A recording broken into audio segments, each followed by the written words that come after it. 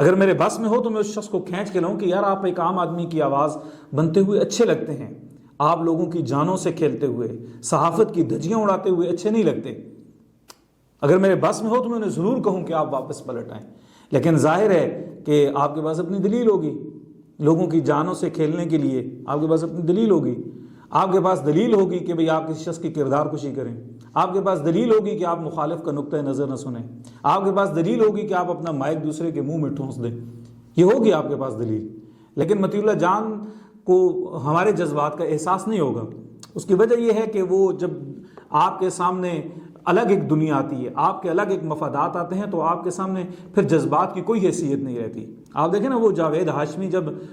نون league چھوڑ کے جا رہے تھے تو لوگ ان کی گاڑیوں کے آگے لیٹ گئے تھے، لیکن سیاست بے رحم چیز ہوتی ہے، پیسہ بے رحم چیز ہے، صحافت بے رحم چیز ہے، اس میں لوگ جذبات قربان کر دیتے ہیں، دوست قربان کر دیتے ہیں، لیکن مفادات نہیں چھوڑ سکتے۔ السلام علیکم، میں ہوں عامر ہزاروی۔ مطیع اللہ جان سے کون واقف نہیں ہے؟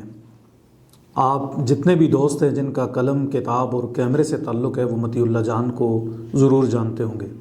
مطیع اللہ جان اپنے تیکھے سوالات، اپنے انداز اور آئے روز خبروں میں آنے کی وجہ سے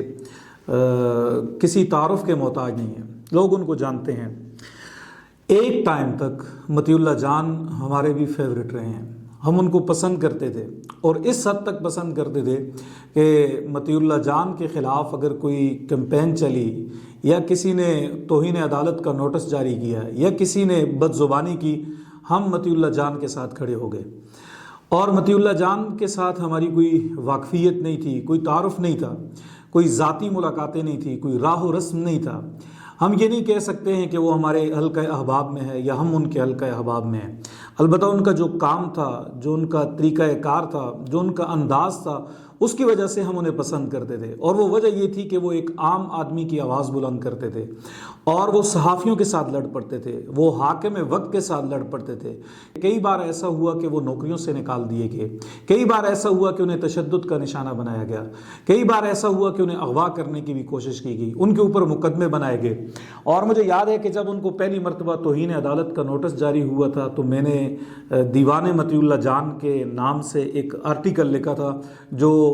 پاکستان 24 جو ان کی ویب سائٹ ہے، جس کو وحید مراد بھی دیکھتے ہیں، اس کے اوپر شائع ہوا تھا۔ انہیں توہین عدالت کا نوٹس جاری ہوا تھا 2018 میں۔ ہم نے اس وقت بھی ان کے حق میں لکھا کہ مطیع اللہ جان کی آواز کو باقی رہنا چاہیے۔ پھر فواد چودھری کے ساتھ 2022 میں جب ان کا جھگڑا ہوا، ہم نے پھر ان کے حق میں لکھا کہ مطیع اللہ جان جیسے شخص سے آپ کو کیا خطرہ ہے؟ وہ ایک سوال کرتا ہے، وہ بات کرتا ہے، آپ اس کو بات کرنے دیا کریں، آپ اس کا سوال سن لیا کریں۔ مطیع اللہ جان جیسے لوگ سوسائٹی کی روح ہوتے ہیں، سوسائٹی کا کفارہ ہوتے ہیں، اور ایسے لوگوں کو موجود رہنا چاہیے جو تھوڑے پاگل بھی ہوں، جو بات کر سکیں۔ معذرت کے ساتھ وہ شخص کے جس کے حق میں ہم نے لکھا، جس کے حوالے سے ہم نے بات کی، جس کے لیے ہم کھڑے ہوئے، جس کے لیے تحریریں لکھی، اور ان تحریروں کا کوئی مقصد نہیں تھا کہ ہم نے مطیع اللہ جان سے کوئی مفاد لینا تھا۔ مثلا اس شخص سے کیا مفاد لیا جا سکتا تھا جو پریس کلب کا ایک ممبر تھا مگر اس کے پاس کوئی عہدہ نہیں تھا؟ اس شخص سے کیا مفاد لیا جا سکتا تھا کہ جو اپنی ایک زندگی عام لوگوں کی طرح بسر کر رہا تھا؟ یا اس سے کیا مفاد لیا جا سکتا تھا جسے خود روز نوکریوں سے نکال لیا جاتا تھا؟ لیکن مطیع اللہ جان کو پسند کرنے کی وجہ یہ تھی کہ وہ ایک عام آدمی کی آواز تھا، وہ ایک عام آدمی کی توانا آواز تھا۔ پھر کیا ہوا؟ مطیع اللہ جان کو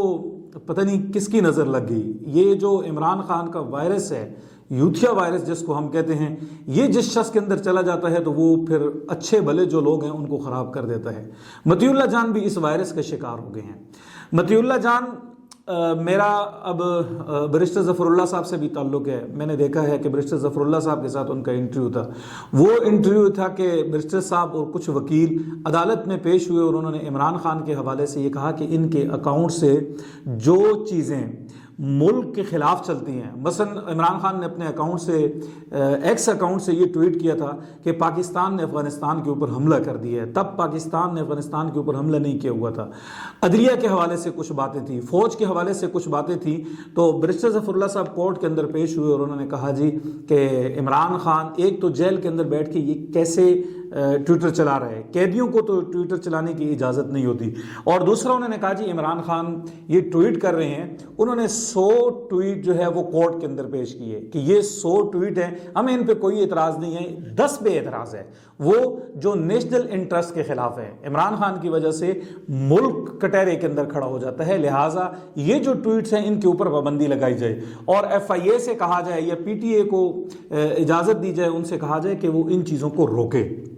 اب وہ کورٹ کے اندر پیش ہوئے، جب وہ باہر واپس آئے تو آگے مطیع اللہ جان اپنے مائک کے ساتھ کھڑے تھے، پوچھا جی آپ نون لیگ کے ہیں، آپ عمران خان کے خلاف کورٹ کا کندھا کیوں استعمال کر رہے ہیں؟ اور یہ اس کا جائز سوال تھا۔ اب برشید صاحب نے کہا بھائی میں جب کورٹ میں پیش ہوتا ہوں تو میں بحیثیت وکیل پیش ہوتا ہوں، میں ایسا نہیں ہے کہ میں حکومتی نمائندے کے طور پہ پیش ہوتا ہوں، ٹھیک ہے نون لیگ میری پارٹی ہے لیکن میں بھی کابینہ کا حصہ نہیں ہوں، میں کورٹ کے اندر جب وکیل بطور وکیل پیش کے تو یہ میرا روزی روٹی ہے، مجھے اس سے 2-4 روپے ملتے ہیں، میری کئی درخواستیں ایسی ہیں جو حکومت کے خلاف ہے۔ اب یہ سادہ سی بات تھی ان کی، انہوں نے کہا کہ بھئی میں حکومت کے خلاف کئی معاملات میں پیش ہوا ہوں۔ اچھا پھر متی صاحب نے ان سے کہا جی آپ یہ اپنے وزیر داخلہ کے خلاف کورٹ سے، انہوں نے کہا بھئی میں پھر آپ سے کہہ رہا ہوں کہ بھئی میں نہ وفاق کے خلاف پیش ہوا ہوں نہ اپنے وزیر داخلہ کے خلاف پیش ہوا ہوں، میں کورٹ کے اندر جب پیش ہوتا ہوں تو میں حکومت کے خلاف نہیں پیش ہوتا، اپنے وزیر داخلہ کے خلاف نہیں پیش ہوتا، لوگ مجھے وکیل کرتے ہیں میں پیش ہوتا ہوں۔ اچھا وہ پھر نہیں مانے، پھر سوال کے اوپر سوال کر، نہیں جی آپ بتائیں جی آپ تو خود سینیٹر بھی ہیں جی، آپ نون لیگ کے وکیل بھی ہیں جی، آپ کورٹ کا کندھا کیوں استعمال کر رہے ہو، بندوق کیوں استعمال کر رہے ہو؟ برشید صاحب نے کہا بھائی میں بندوق میرے پاس نہیں ہے، میرے پاس قلم ہے، میں کورٹ کے اندر پیش ہوتا ہوں۔ تو کہا جی اچھا پھر یہ وزیر داخلہ خود کیوں نہیں کر رہے؟ انہوں نے کہا کہ بھائی اگر وزیر داخلہ وزیر اعظم خود کوئی نوٹس دیتے تو مجھے اعتراض ہوتا، اس کی وجہ یہ ہے کہ یہ اداروں کا کام ہے، اگر کوئی چیز ایسی ہو رہی ہے تو ادارے کنٹرول کریں، وگرنہ وزیر داخلہ اور وزیر اعظم خود مداخلت کرتے تو یہ سیاسی مخالفت لازم آتی۔ اس کے باوجود متی صاحب کوئی نہیں سمجھے، یعنی وہ سادہ سی بات ہے، انہوں نے کہا بھائی میں کورٹ کے اندر جب پیش ہوتا ہوں تو میں بحیثیت وکیل پیش ہوتا ہوں، آپ میرے ساتھ بحیثیت وکیل، میں وکیل کے طور پہ پیش ہوں، یہ سوال کریں، آپ صحافی ہیں ٹھیک ہے لیکن آپ مجھے نون لیگ کا نمائندہ کیوں بنا کے پیش کر رہے ہیں کورٹ کے اندر؟ میں کورٹ کے اندر نہیں ہوں۔ اچھا جب دوبارہ ان کے ساتھ ایک اور موقع پہ کورٹ نے جب انہیں اپنی معاونت کے لیے بلایا تو پھر متی صاحب نے ان سے سوال کیے تو برشید صاحب نے کہا بھائی آپ نے پچھلا جو پروگرام تھا آپ نے اس کا تھمبنیل غلط لگایا ہے، میں نے آپ کو میسج بھی کیا ہے کہ میں اپنے وزیر داخلہ کے خلاف نہیں پیش ہوا، میں اداروں کے خلاف پیش ہوا ہوں کہ یہ ادارے کام نہیں کر رہے۔ آپ نے مجھے میسج کا جواب بھی نہیں دیا، آپ نے میری کال بھی نہیں اٹھائی، آپ نے غلطی کو بھی ٹھیک نہیں کیا، میں نے 6 بار آپ سے کہا ہے کہ میں وزیر داخلہ کے خلاف نہیں پیش ہو رہا، میں ان اداروں کے خلاف پیش ہو رہا ہوں جن اداروں کی یہ ذمہ داری ہے وہ کام نہیں کر رہے، لیکن اس کے باوجود آپ نے یہ سرخی نکالی ہے اور پھر آپ نے مجھے جواب نہیں دیا، آپ نے میری کال نہیں اٹھائی۔ تو بھائی جب بات یہ ہے تو آپ ٹھیک ہے بولتے رہا کریں، اب مجھے بتائیں کہ یہ کون سی صحافت ہے؟ لیکن ہم نے کہا چھوڑے جی پاگل آدمی ہے جانے دیں، ہو گیا۔ تو میں نے یہ جب دونوں انٹرویو سنے، برشید صاحب کا پہلا بھی اور دوسرا بھی، ایک سوال بھی کام کا نہیں تھا۔ اب ایک شخص جواب دے رہے ہیں، مجھے تو ایسا لگا جیسے مطیع اللہ جان اپنا ویلاگ کھینچ رہے ہیں کہ یار اس کو میں نے 20 منٹ تک لے کے جانا ہی جانا ہے، سوال کے اوپر سوال کرنا ہے، فضول سوال کرنا ہے، 6 بار وہی سوال کرنا ہے تاکہ وہ زیادہ ڈالر بنے، لوگ مجھے دیکھیں اور میرا یہ واچ ٹائم بھی زیادہ ہو، اور اچھا ہے جی ایک رزق چل رہا ہے، ٹھیک ہے جی۔ اچھا دوسرا کام کیا ہوا؟ سہیل احمد عزیزی آپ جانتے ہیں کہ سہیل صاحب ایک ہمارے ملک کے معروف کامیڈین ہیں، بڑا نام ہے، اس ملک کی عزت ہیں، اس ملک کی شان ہے، صاف ستھری کامیڈی جو فیملیز دیکھتی ہیں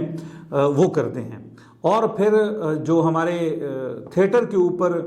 ایسے لوگ جو منفی بات کرتے ہیں، جو غلط بات کرتے ہیں، وہ ان کو روکتے ہیں کہ یار ایسا نہ کریں، صاف ستھری بات کریں، ہمارے گھر کے اندر مائیں بہنیں بھی ہیں، بات ایسی کریں جو گھر کے اندر مائیں بہنیں دیکھ سکیں۔ اچھا ان کا ایک کلپ کل وائرل ہوا جس میں وہ یہ کہہ رہے ہیں کہ حسین اور یزید دونوں پاپولر تھے، لیکن ہم نے پاپولرزم کو نہیں دیکھنا، ہم نے حسین کے راستے پہ چلنا ہے۔ اب ہمارے لوگوں نے کیا کیا کہ ان کا یہ اگلا جو حصہ ہے یہ کاٹ دیا اور پچھلا جو حصہ ہے یہ اٹھایا اور اٹھا کے وائرل کر دیا۔ اب کل یہ ویڈیو جب ہمارے سامنے بھی آئی تو ہم نے بہت سارے دوستوں سے کہا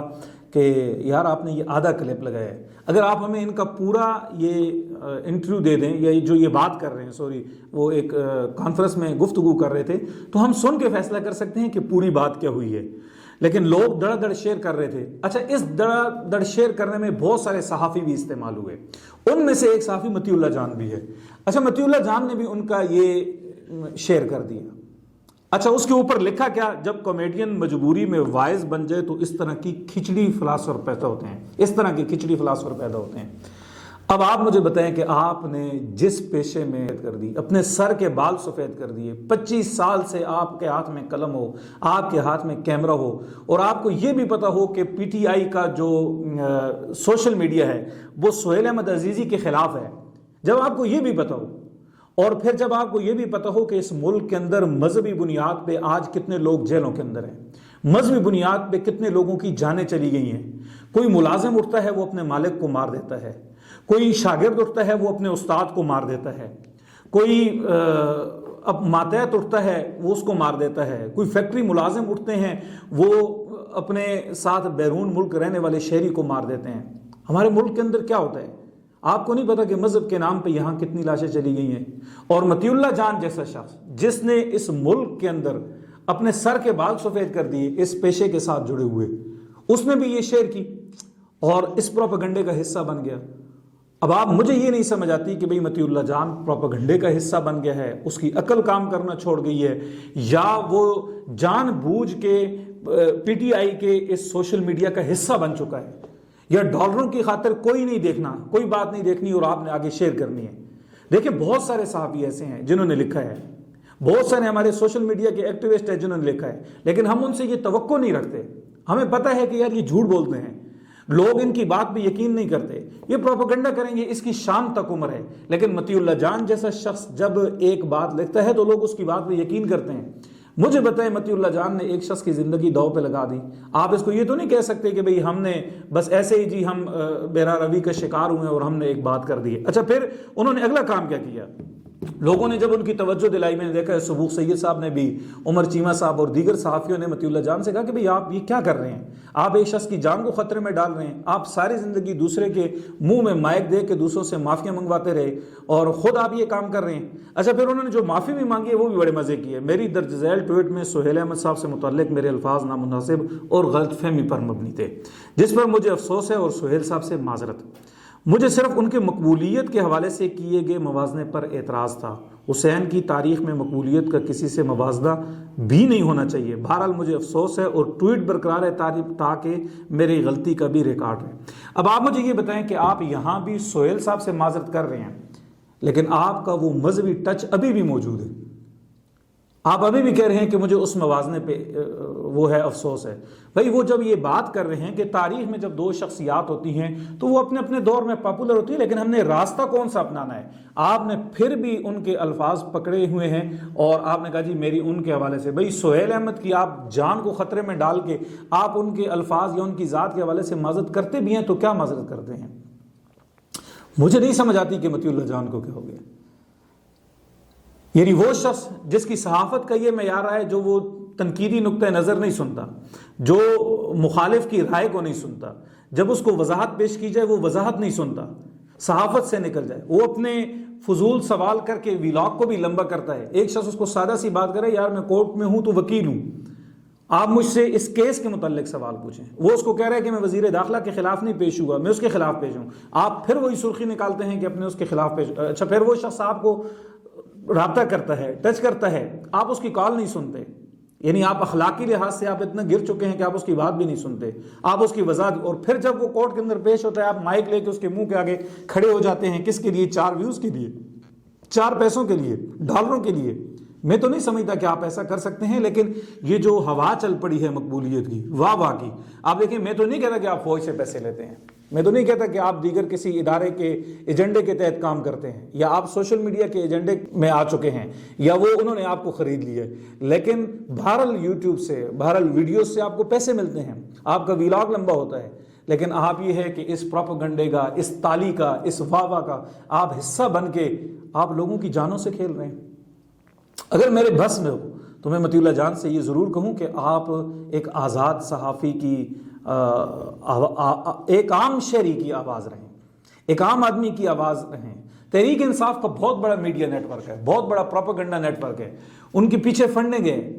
دنیا بھر سے ان کو سپورٹ ملتی ہے۔ عام آدمی کی آواز والا کون سا بندہ رہا ہے آج؟ اگر میرے بس میں ہو تو میں اس شخص کو کھینچ کے لاؤں کہ یار آپ ایک عام آدمی کی آواز بنتے ہوئے اچھے لگتے ہیں، آپ لوگوں کی جانوں سے کھیلتے ہوئے، صحافت کی دھجیاں اڑاتے ہوئے اچھے نہیں لگتے۔